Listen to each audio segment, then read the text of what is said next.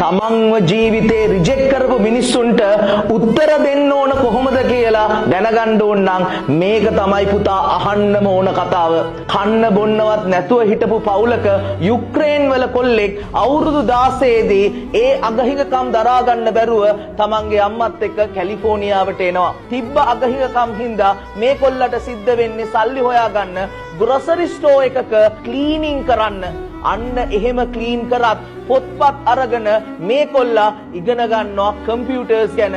මෙහෙම තමන්ම තමන්ට උගන්නගෙන මේ කොල්ලා අවුරුදු 21 දී IT ෆර්ම් එක ජොබ් එකට යනවා. මෙතනදී මෙයාට ඉතාම හොඳ යාළුවෙක් හම්බ වෙනවා. මේ දෙන්නා අවුරුදු කීපයක් මේ ෆර්ම් එකේ ඉන්නකොට හිතනවා අපි හොඳ ලොකු කම්පැනි එකකට යන් වැඩ කරන්න කියලා. මෙතනින් අස් වෙලා අර ලොකු කම්පැනි එකට ඇප්ලයි කරනවා. මේ දෙන්නවම මේ කම්පැනි එකෙන් රිජෙක්ට් කරලා දානවා. මේ දෙන්නම බිඳුවට ඇද වැටෙනවා. අන්න එහෙම බිඳුවට ඇද වැටුණාට පස්සේ මේ කොල්ලෝ දෙන්න අතේ තිබ්බ පුංචි ගාන එකතු කරගෙන ඇප් එකක් හදන්න පටන් ගන්නවා. මේ ඇප් එක එකපාරක් ෆේල් වෙනවා, දෙපාරක් ෆේල් වෙනවා, තුන් පාරක් ෆේල් වෙනවා.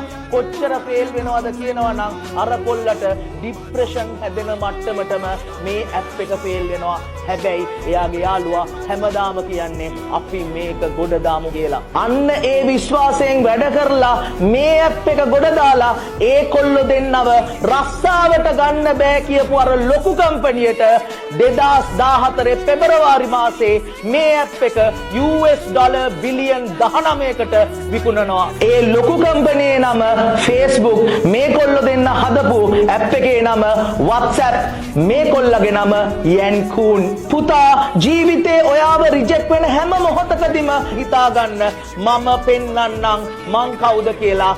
let me show who I am, what I am capable of. පුතා ඔයාට පුළුවන් ඒක පෙන්නන්න.